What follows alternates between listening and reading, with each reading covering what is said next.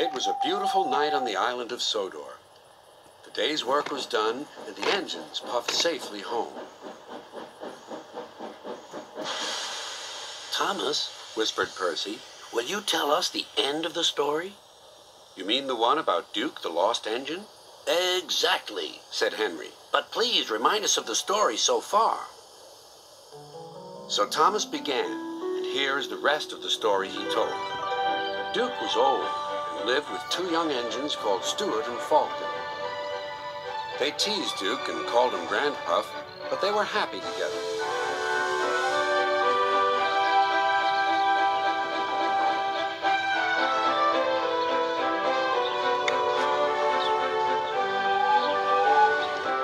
Then their line was closed down, and the young engines went away. Duke was left alone in the shed. He went to sleep, and everything around him changed. But Duke was never forgotten.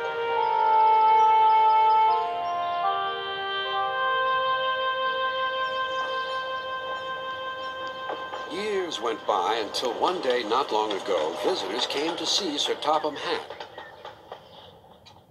"We want to find Duke," they said, "and make him happy again." Maps lay everywhere. "If we follow the old line shown here on the map," they said, "we'll travel north of the village and then into the mountains. And look, there's a sign for the old station. If Duke's anywhere, he's there." Everyone set off to the mountains far away. The days went by and the search grew harder, but the rescuers wouldn't give up.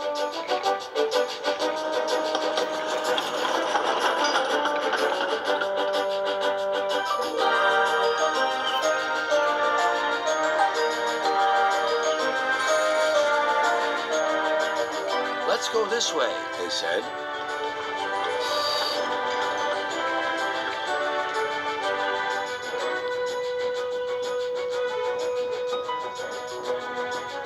But there was still no sign of Duke.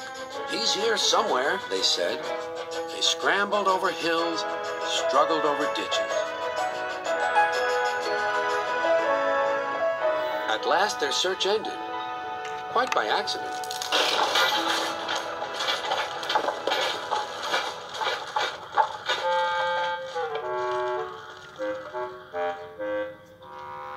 "We've found him! We've found our Sleeping Beauty!" Excuse me, inquired Duke. are you a vandal? Driver told me vandals break and smash things. "Bless you, no," laughed the rescuers. "We've dropped in because we couldn't find your door. Falcon and Stuart will be pleased to see you." So they did remember, sighed Duke happily.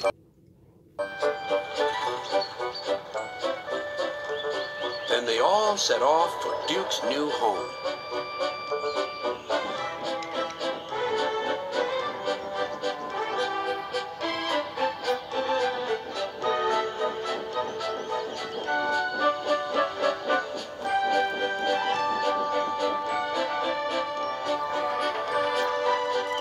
Stuart and Falcon were ready with a big welcome.